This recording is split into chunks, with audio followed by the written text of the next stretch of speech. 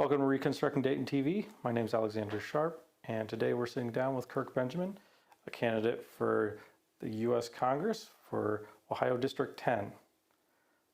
Without further ado, Mr. Kirk Benjamin. Hi. I guess first I'll give you a chance to introduce yourself and just give us any information you'd like us to know. Okay. My name is Kirk Benjamin. I was born here in Dayton, Ohio. I went to Ohio State University. Then I moved to New Jersey, worked for AT&T, and then I moved to California and worked for a number of corporations. Then I came back here in 2005. Okay. Mm-hmm. So I guess when it comes to your experience more specifically, you mentioned you worked for a number of corporations in AT&T. Like what specific line of work was that? Mm-hmm. So I've been in the area of computer work. I ended up designing languages mostly. Okay. Like computer languages? Computer languages to help to help more natural languages, languages that people could use that were non-computer professionals. Oh, okay. Mm-hmm. Interesting. Is that like more like, I guess, in the business world and stuff like that? So I would look around and I would see whiteboards that would have lots of boxes and arrows on them. And I said, I wonder if people could communicate in boxes and arrows. So I designed languages that kind of looked like you'd go to the blackboard, draw in boxes, arrows, and text, and that would simulate. Interesting. Okay. Mm-hmm. Do you feel like your professional life in any way prepared you to take public office?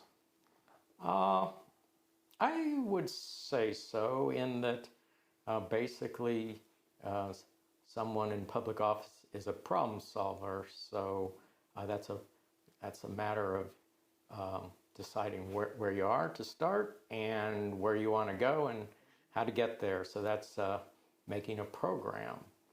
So yeah. So also I'm knowledgeable about different areas of science and programming and that kind of thing. So basically we're being led, for better or worse, and it seems like worse right now, by technology. So I think I can at least ask the right questions about technology, and I'd hope that I could find that people would be able to give short answers that the public could understand, so that they could understand what the options are, how we could use technology to make the world better. Interesting. Okay. So do you view yourself more as, I guess, a pragmatic problem solver? I know a lot of politicians, they see themselves as kind of moral champions, but others are kind of see themselves more like wonks, where they're trying to solve problems pragmatically. Does that sound more like the type of politician you envision yourself being, like, given your experience? Well, I think the problems have been around for thousands of years. So we face the same problems. So I don't know that I would categorize it any way like that. You have a problem, like you need education, you need to deal with environmental crises, medicine, law, defense, and I don't know, let's see, how you'd be ideological about that, or but maybe you could give me an example of what it would be to, be an idealist. I mean, I guess, like, a lot of people would definitely consider themselves to be ideological about it, where, especially when it comes to, like, political philosophy, they strictly adhere to one political philosophy or the other. So the idea of, like, okay, there might be more than one way to solve this problem, but only our solution is the correct way. I think, that's kind of gets at the heart at a lot of the differences between the political parties, and a lot of the third parties. They tend to be driven by a sort of abstract political philosophy first and foremost. So I don't know. Your comment kind of made me think about how. Well, all the parties always get around to they want freedom in one way or another. So, it's libertarians, liberty, democratic equality. They're always saying the same thing, and then I don't know what quite happens, but every single party always claims that it's for freedom and the people. Do you think that's maybe like different definitions of freedom? Perhaps. I'd have to think about that for this interview. I think generally you don't have that much time to discuss things with people. So what their definitions are, it can sometimes be, they start to talk in circles, I suppose. Maybe I'm talking in circles now, but they don't have their terms all that well defined. And then the only thing that seems to happen is they get upset and then call somebody a name. I guess as a math guy, having your terms well defined is important, right? I think it's probably important for anyone, but I think probably what's making people really successful today is that they can organize groups of people. So they have to have very good language skills, the ones that really succeed. And they're doing this because they have these large organizations they're creating. They have to be able to communicate through these large organizations. So Elon Musk, Bezos, Steve Jobs, they're all pretty good communicators and pretty knowledgeable about language. Even Donald Trump was knowledgeable about language, but in a different way. He used language very effectively to do what he wanted to do, to get people involved. Now, I might not think that what he did was good, but he was good at using language to achieve his goals, to motivate people. He didn't really seem to know what problems he wanted to solve, but he motivated people to get interested in what he was doing. He spoke to his audience. He spoke to his audience. Okay. So circling back just a little bit when we're talking, because I thought it was interesting, this idea of all these different political interests driven by this concept of freedom. Do you have a kind of definition of freedom that you stick to? Gee. Well, freedom is you're trying to get something done, and it's whatever project you have is going to have some constraints on it. So freedom is the lack of constraints. And lots of people think that the world is constraining them, and so they all want freedom. I mean, who hasn't thought, gee, if I could just have freedom from my boss, I'd be so much better off. Or, freedom from taxes, free to move wherever I want to go. No one wants to be constrained, so everybody wants freedom. So when you offer people freedom, it's going to sell, because why not, right? You wouldn't want to say, I'm for constraint. Yeah. But at the same time, government is one of its main primary functions is to provide constraints, right? No, I mean, actually not. You don't think so? No. I think I got around to reading the Constitution again, a great document, not very long. People should read it. And in the first part, they talk about, the first sentences are that we come together to create a more perfect union. The function of government is to coordinate people, to make, on the whole, the society better off. So basically, government is allowed to pass a law if and only if it's the people, the representatives as a body tend to think it would be do believe it would be in the best interest of the people as a whole. So they're able to pass any law that's in the best interest of the people as a whole with the constraints of the Bill of Rights. So you're not allowed, the Bill of Rights guarantees that people are not going to be as subjected to the tyranny of the majority. So they believe there should be some fundamental individual rights. So even if we're working for the benefit of the people, in what the representatives think, they shouldn't trample these very important individual rights. Gotcha. How about a specific example, I guess, of the constraints of government and the freedom of the people conflicting? Well, okay. So let's see. Well, if you're trying to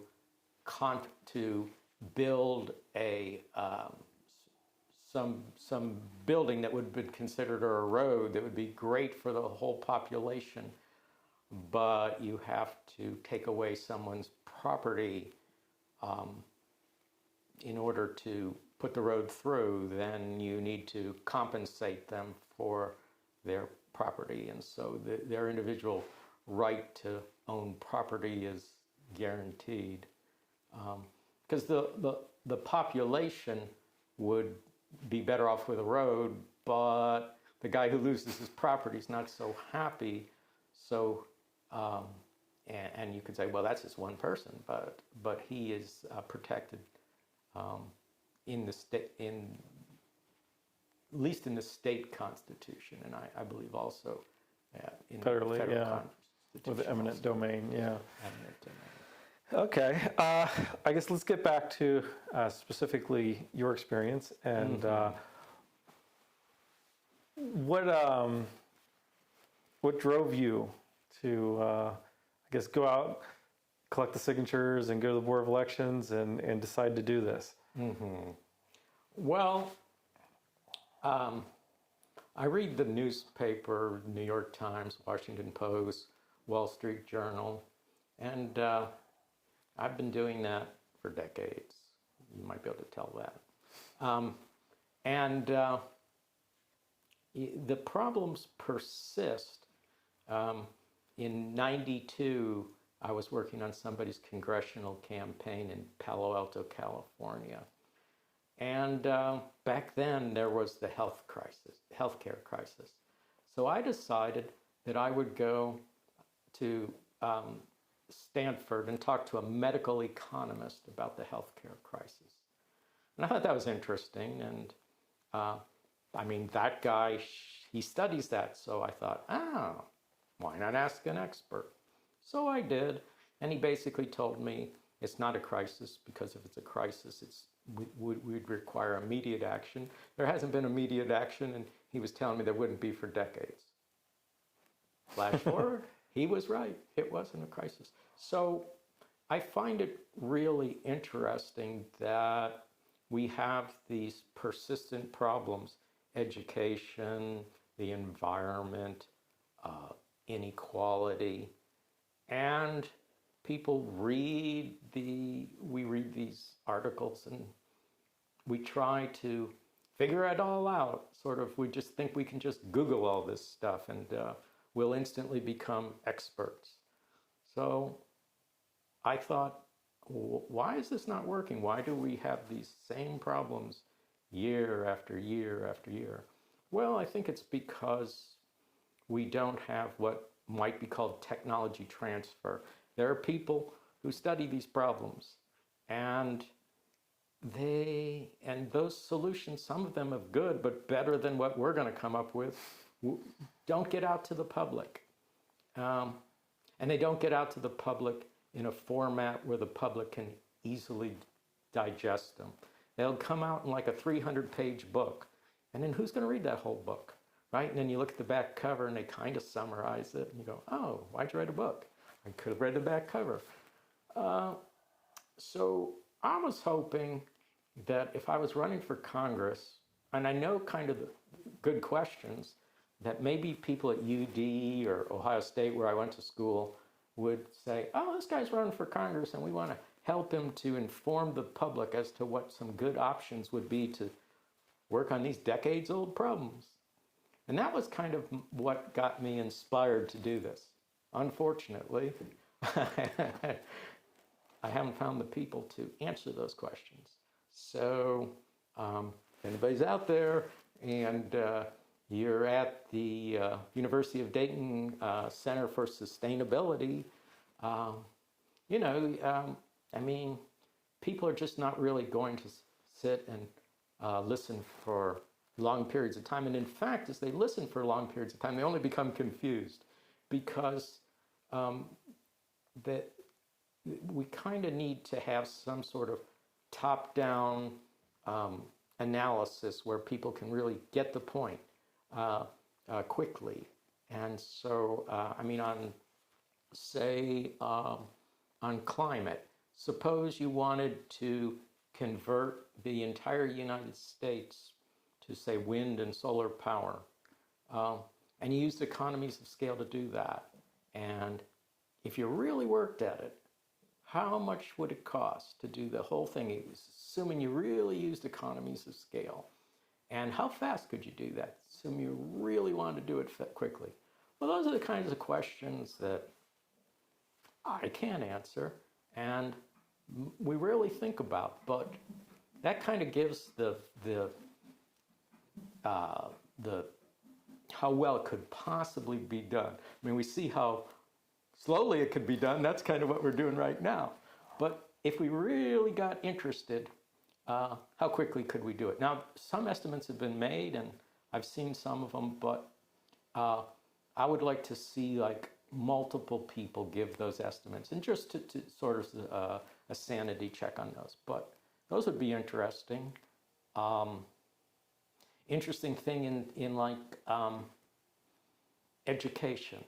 So if you thought about economies of scale and you said, wow, how inexpensive would it be to make a great college curriculum? And then you could sort of go through the figures really quickly. If you had like, say, when I went to school, I might have had 64 courses over 4 years, okay? Well, wow, back now that going to Ohio State, I don't know what it cost, maybe $80,000, I don't know. I haven't been lately. But, so then you start to think, well, 64 courses, and it was a not bad education, but what if I was offered 7,000 courses?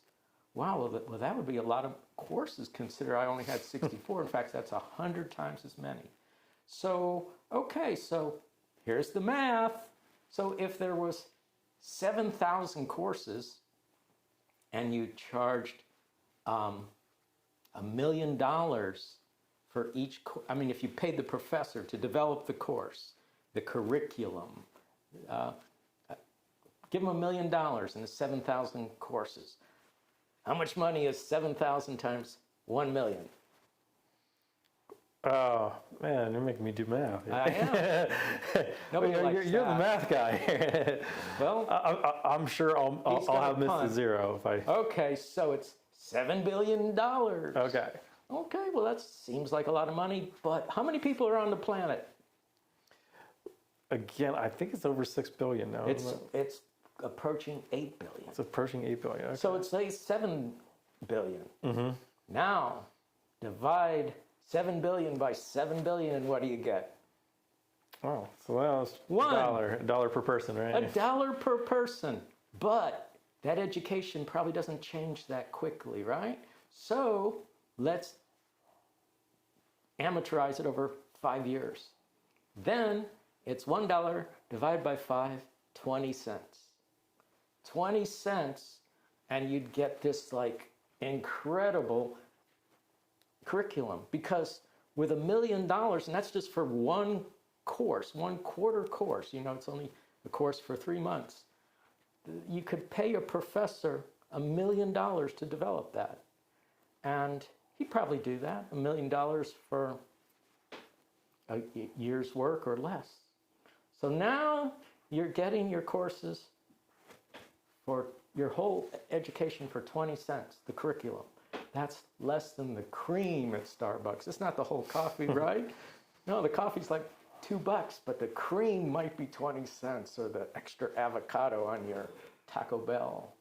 So it's incredibly cheap. The economies of scale on information are really good. That's why these big tech companies make so much money.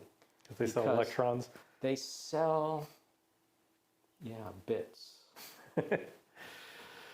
Interesting. So you think this is like this idea of, applying economies of scale, the government could do this in other areas? And well, economies of scale are going to be used by everyone. You just probably want to do it well. And whatever organization does it, let them do it well. We should, as trying to understand what can be done and where the problems lie, first you sort of, well, if I did this really well, how much would it cost? Because if you could do it really well and you get this great, maybe people would be inspired to have somebody do it, right? So, 20-cent education seems pretty good to me. So does that mean that you don't have a problem with monopoly? Because it sounds to me like, if you want you really want some competition, right? Mm-hmm. So I proposed this one organization, you thought was one organization, would do this all and have to charge 20 cents, right? Mm-hmm. Well, let's have some great competition and let's have 10 organizations. How much is it going to be now? 20 cents times 10, $2. Wow, I just threw in competition 10 times competition, and it's now to $2. Is that too much? No, that's not even one Starbucks, right? Mm-hmm. So we don't have competition in high tech today. I mean, there's Google, but nobody's really competing with Google, right? Not in search. Not in search, no. Yeah. And there's Netflix, and nobody's really competing with Netflix. They're starting to get competition, but they're all a couple big players. Yeah. So you're saying, well, I might not be for competition. No, I'm for competition. Mm-hmm. I'm just saying it's still only going to cost you $2. So competition isn't what's holding us back, right? Mm-hmm. And what if you had 100 competitors? Now we're up to $20. Still not real expensive.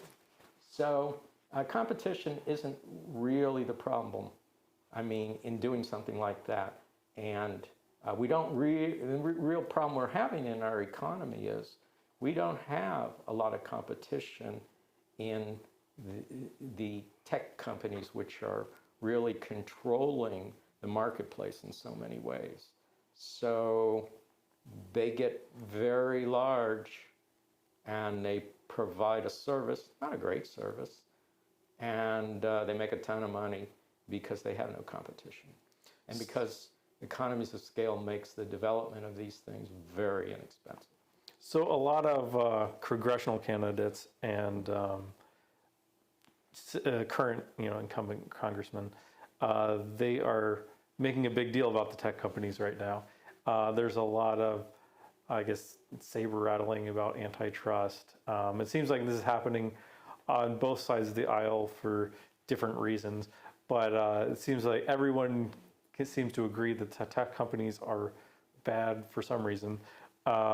How would you, because it sounds like you have some issues also with the size and the power of tech companies, any specific legislative action you would recommend? Well, I haven't studied. They clearly are monopolies, and the problem with monopolies are that they eat up all the resources, and they also frighten away any innovation. They're not particularly innovative companies, So it'd be great to get some competition. The only reason they don't get any competition is if you say, well, I'm going to compete with Google, people just laugh at you because why, if you were good enough to compete with Google, why don't you go work for Google? Then they'll pay you your $1 million. And while that's not a lot of money for, as opposed to billions, which is 1,000 million, people don't want that risk. So if they're good engineers, they'll likely go work for Google rather than compete with them. So I don't know what the solution is outside of antitrust. I mean, if you could get one example going of a couple of college students, maybe at UD, I don't know, maybe Wright State, Ohio State, I don't know. So you can always leapfrog these technologies. They're not really deep technologies. I mean, servers and for Facebook server, the idea behind Facebook is not real deep, or Twitter, or a guy's going to pay $43 billion for a program that could probably be written by a couple of college students, and probably better. So, okay, so that it's very possible for people to compete. Perhaps just a discussion of the fact that it's very possible to compete would be enough, and if one falls, they'll all fall. So it's all doable. And the tech companies came up really fast, and they became huge, and everybody's, wow, look at all that money. So yeah, I don't know that antitrust. I can't answer that in the next 5 minutes. Gotcha.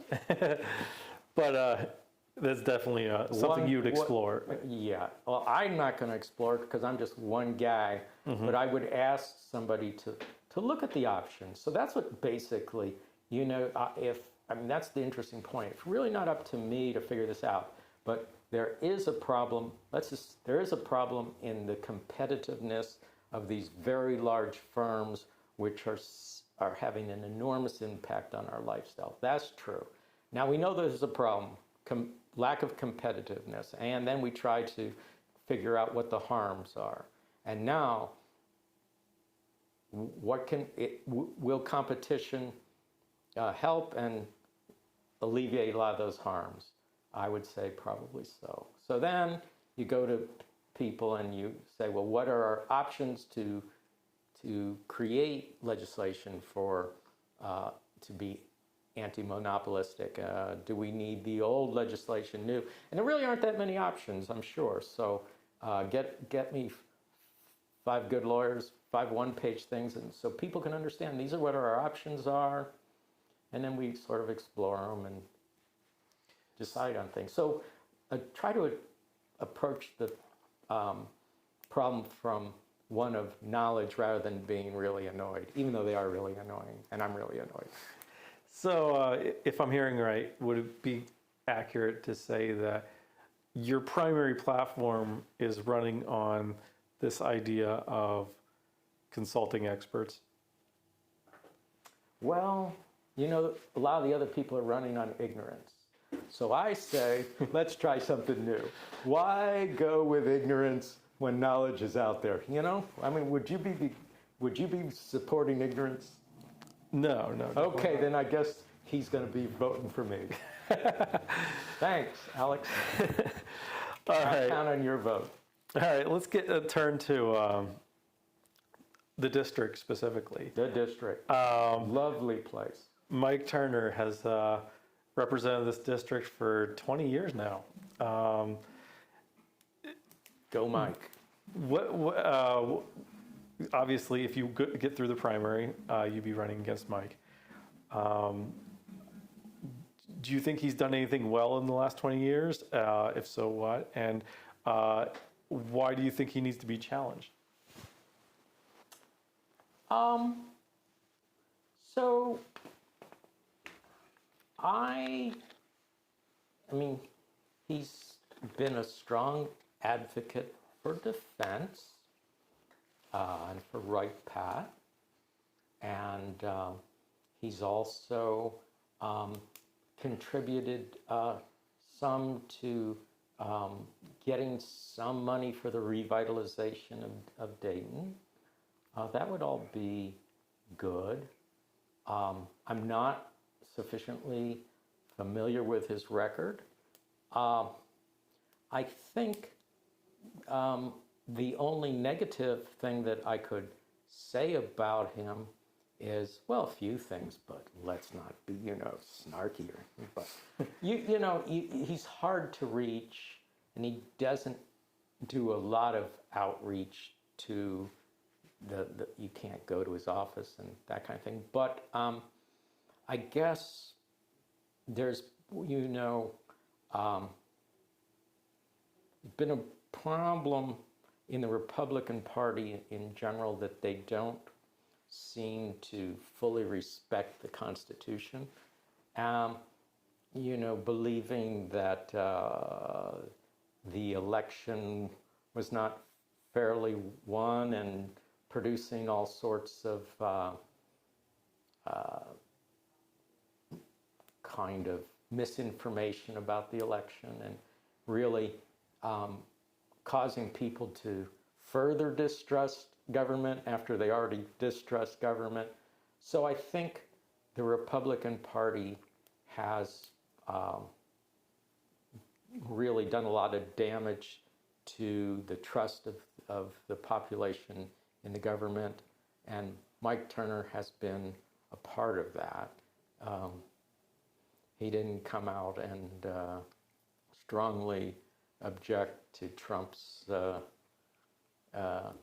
misinformation and that's what. So I don't like to diss other people. So you don't want to sling too much mud, but yeah. No, if we had any mud, I don't see any mud around here, so I can't be slinging it. All right. So you want to basically not run a negative campaign. You want to run on your own strengths. Yeah, I mean, it really isn't going to do much good to. We already know things aren't going very well. I mean, we have a pandemic. You got serious conflict in Ukraine. So that's we have potential famine coming up. We have education, been problems for decades. So the kind of question is, well, why do these things continually persist? And I think it's because we aren't communicating to we aren't using technology in a very beneficial way. We're kind of using it for a lot of fun, and we're not attacking the serious problems that we've been neglecting for decades. So even though that's not that much fun, that's probably what we should attempt to do. Technology is the usual double-edged sword, and it's got a really good side, but you're going to have to think about what the technological options are, and what are the upsides, what are the downsides, what are the costs. And like I say, so it's fantastic what could be achieved, because if you could get a world-class curriculum for everybody in the world for 20 cents, $2, even if it was $20, that's an amazing thing. And that's only been possible in the last, well, probably 10 years. I mean, storage is so cheap that you could fit all the important knowledge of the world on a computer about this size. That's actually pretty much true. I mean, you can't get all the movies of Netflix, but you can get most of the ideas that are driving the world on a computer this small. So if you download Wikipedia?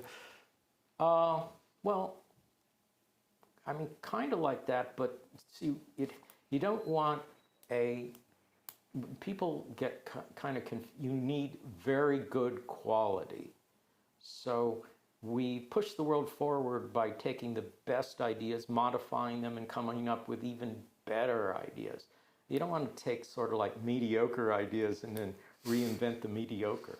That's not what we want to do, and that's kind of what we're doing. We have all of this mediocre information floating around, confusing people, and that causes mistakes. Do you think it's because of expediency, it's what Google can find that answers your question the quickest rather than in the most thorough Right. fashion? I call Google kind of like the goodwill of information.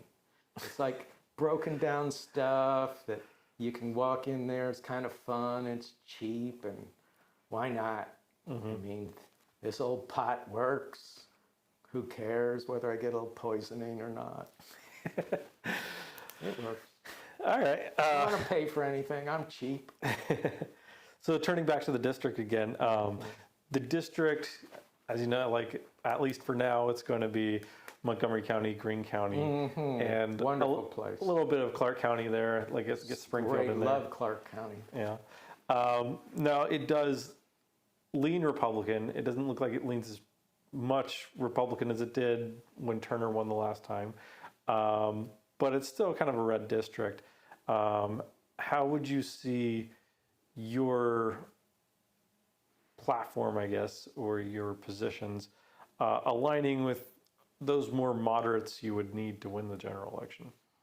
Well, I think I'm entirely moderate, entirely conservative, and just want to make things better. So if you consider being progressive, trying to make things better, I don't know, would you want to be anti-better, anti-progressive? Is that what? No, you want to take the general concepts that everybody wants, which are,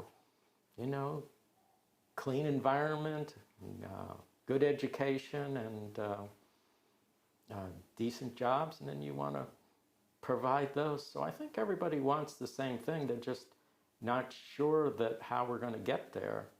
And I think really we're a society that has chosen to go down the road of technology. And so the questions, and the marketplace, the question is, how are we going to use that technology in that marketplace efficiently? Efficient allocation of resources. That's economics 101. And that's progressive and that's conservative. And so I don't know that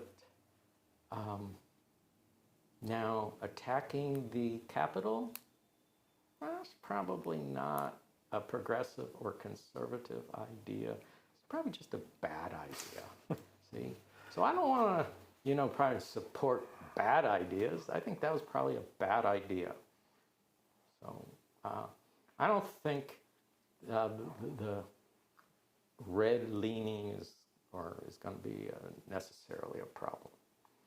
I think it's getting the message out, and if the millions of people come to this YouTube presentation, I'll be a bit surprised, but it could work. It's only 700,000 in the district, so well, that's all you're really they might come from other districts to learn, right? So I guess. Whoa. Okay. I thought that was coffee spilled on the table. So turning our attention to, I guess, the other side, for the partisan side, do you have any relationship with the local Democratic Party or the other Democratic parties in the district or the Ohio Democratic Party? I have no formal relationship with the Democrats. Okay. You're just running as Democrat because that's where you see yourself more closely aligned? You're right. After some of...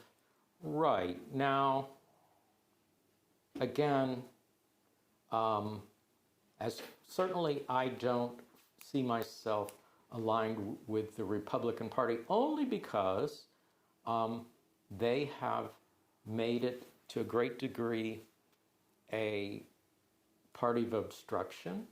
They don't seem to really be interested in using technology in a way to make the society better, their main thing seems to be that that if the people who already have a lot of resources get more resources, then somehow everybody else is going to be better. I guess that's called trickle down.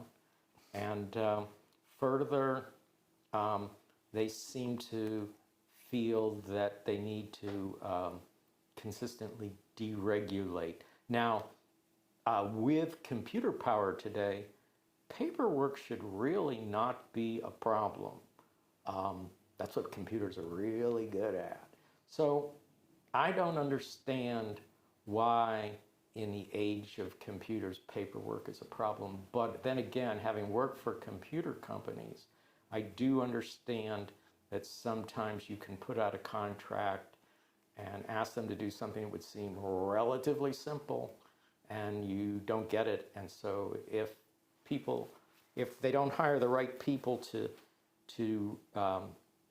do things that would lower paperwork, then it's not going to work out. But in theory, paperwork should not be a big problem, and that's the kind of deregulation that I would certainly be for. It would be to manage any regulation that needed to be done in a way that was not burdensome to corporations.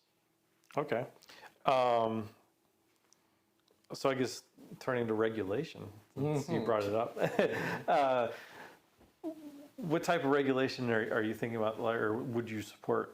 Would you align yourself with, I guess, the Elizabeth Warren side of the Democrats, where they're really pushing for financial regulations, those antitrust regulations, and I guess then the other side is where there's a lot of complaints would be environmental regulations. Mm-hmm. Well, our economy, if we used technology appropriately, would be incredibly productive, and we could handle the waste. So I don't think mothers want their children being poisoned by releases of toxic materials into the air or water. And even though the mothers don't want the toxins to poison their children, they probably don't even want the toxins to poison their husbands unless, some maybe. Or their older parents.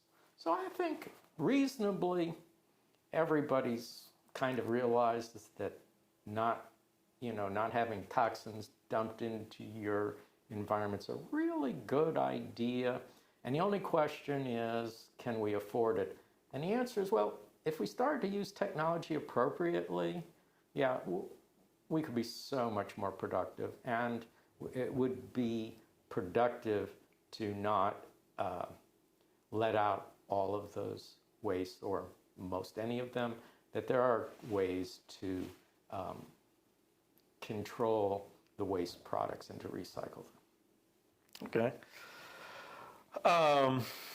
I guess one thing in Congress, eventually you have to deal with foreign policy, and most constituents are concerned with their congressman's foreign policy stance. Right now we have a pretty big foreign policy crisis, I would say, with the Russian invasion of Ukraine. Do you have any specific foreign policy stance? Like, are you a non-interventionalist, or do you think that we need to be involved in some way? That's a tough question. Well, I think it kind of points out a lot of the interesting changes that technology have brought about. So you can see the use of drones, of very lightweight tank weapons and anti-ship weapons that defensive weapons are pretty cheap compared to fighters and large ships and that kind of thing, so that you're kind of bankrupting yourself by buying these very large offensive weapons instead of concentrating on smaller defensive weapons. Now, I'm not an expert on this, so again, if I had somebody here, like an admiral or a general, I could ask them. But what is really interesting is this is showing that we've kind of made a mistake on not getting better controls on nuclear weapons, because Russia, it doesn't appear to be a very competent army. In fact, NATO could seemingly instantly kick them, kick their butts, but that then Russia says, yeah, well, we can't, we're not a very effective army, but we can just sit back there and just destroy towns, and then you can't come in and stop us because we have 4,000 nuclear weapons. So I kind of understand the logic of that, but what it says is that our approach to military defense is just not very effective, because we can be threatened by, even though we have a great non-nuclear army and the NATO is very strong, and that's all worked out well, we're just under the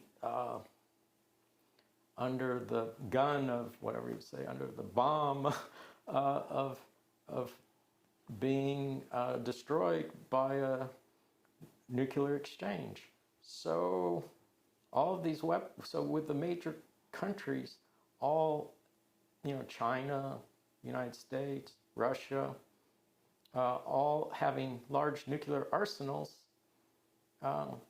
warfare makes even less sense than it ever did. So I don't know if that's a commercial. Warfare making less sense than it ever did. And then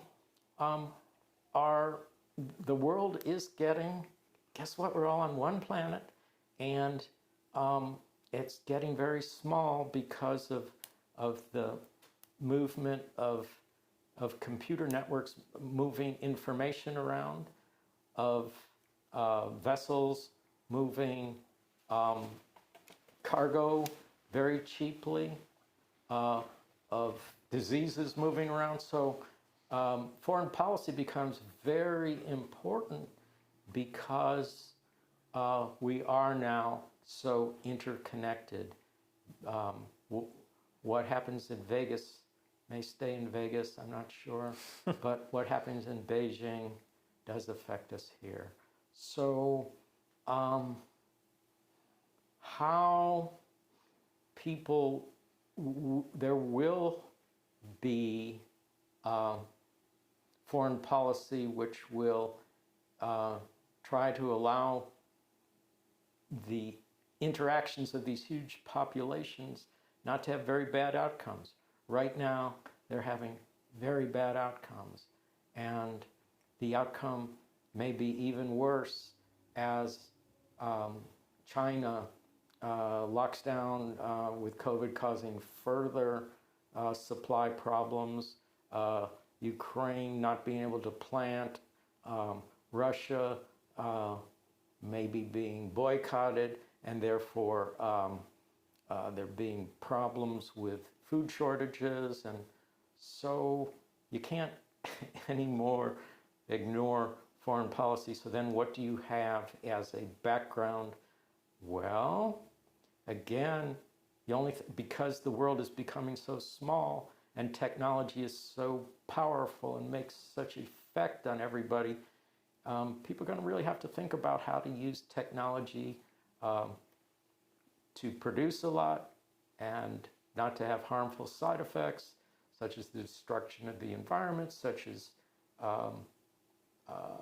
inequality that causes warfare, mass migration, a lot of things we're going to have to see as foreign policy that are the result of not thinking about how all of these changes are affecting one another. Or we're thinking about them but not doing anything about it. So this is all going to start to hit the fan too quickly. Okay. Now, one thing we really push for as an organization is election reform. And we believe that a lot of the inaction is a result of elections that kind of produce these same results over and over again. It creates a lot of the gridlock. Do you have any thoughts on election reform, or how you would like to see? I do. Okay, let me hear it. Well, great. Well, again, I read the Constitution, and again, I'd like to have the discussions with people at UD, Wright State, Ohio State, or other. But it seems in the Constitution, well, blacks originally weren't allowed to vote. Women weren't allowed to vote. Now, it wasn't, they actually, I think the Constitution left it up to the states as to controlling who was allowed to vote. So, but generally, blacks, women, and non-property owners for a long time weren't allowed to vote. And then it was decided that blacks should vote and women should vote. And then it kind of became agreed by both parties and everyone that one person, one vote. That really, we weren't trying to say, well, if you're only, if you have this amount of education, this amount of wealth, we weren't going to try to restrict anybody or make hurdles in order that people could vote. So we came to that point of view, and everybody kind of agreed. But then, all of a sudden, Trump lost the election. Yes, he did lose the election, and he wasn't happy about that. Now, I wouldn't be happy when I lose this election, if I were. But I wouldn't claim that people stole the election from me. No, it was probably because I just didn't get out there and work hard enough. And so, and I wouldn't try to change all the laws to keep people from voting, but rather, voting should be absolutely straightforward, easy to do, as long as what we do does not threaten the integrity of the vote. And there's no real question that we were doing anything to threaten the integrity of the vote. And this concept that's always misused, well, there's not any voter fraud that's significant. Well, that makes it sound like there's some little bit of voter fraud, but it's just not affecting things. No, there's basically no voter fraud. None. I mean, it's just tiny, tiny speck. So it's just a made-up issue because some people don't think that some people ought to be voting because they're not voting for them. So then you create some weird idea of voter fraud, which does not exist. So I say make it absolutely as easy for people to vote. One person, one vote. I'm all for that. And then people should realize that the government is, by Constitution, is meant to benefit the people. So people should take the time to vote. And if we can kind of show that they don't have that time, then of course, perhaps voting day should be a holiday, something like Christmas or 4th of July or... Would you support like changing the whole system of voting in any way? Like how we have like districts for our congressional candidates? Would you be interested in a system that kind of got rid of those districts or had multi-member districts? I haven't really thought about that, so let's just start with one man, one vote and make that really easy and tell everybody, instead of going or watching an extra episode of your favorite TV show, movie, or whatever, or big time wrestling, I was a fan, then, take the time off and just do something different and vote. Okay, and then maybe read the League of Women Voters, and if we made some really good statements about what the issues are and what the possible options are, these very clear, I think people get more interested. So my major thing would be make it easy to vote, and I would hope that using technologies, we would make more authoritative statements of what the issues are and what some of the options are. Because you just go there to Twitter and Facebook and, gossiping is not the best way to learn how to do things, they could have like gossip school for doctors or something, Well, look at that guy. Isn't that heart really funny? Well, let's just try something. Wouldn't it be great to have people who were your professionals were just gossips who really didn't know anything? I don't know. Perhaps that's where we're headed. Okay, so you see that kind of tied into social media. Yeah. Let's Here we are on social media. Yeah. One thing I thought was interesting, you've mentioned the Constitution several times. Yes. You also, when you're talking about election reform, like looking at some of the, I guess, problems the Constitution had in its original state, are there any things you think need to be changed about the Constitution right now? No. I think that from what I read, do we still need to say that we're not going to bivouac soldiers in the home? Well, we might as well keep that. If the redcoats are coming, I don't want them staying in my house.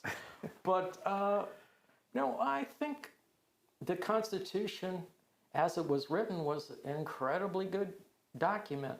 And you can see that it was written for the time, but it really made pretty good sense today.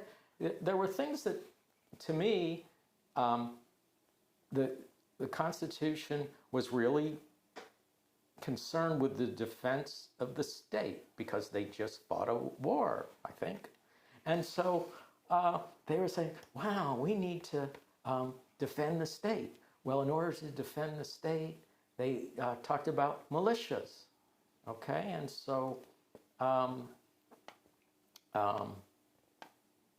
that you had to have some sort of army. I think they kind of didn't like a national army so well. So they kind of feared that after some bad experiences. So, but they understood in general that you needed to defend the state against foreign invasions. Well, then there's nothing in the Constitution that jumps out at me about defending the environment.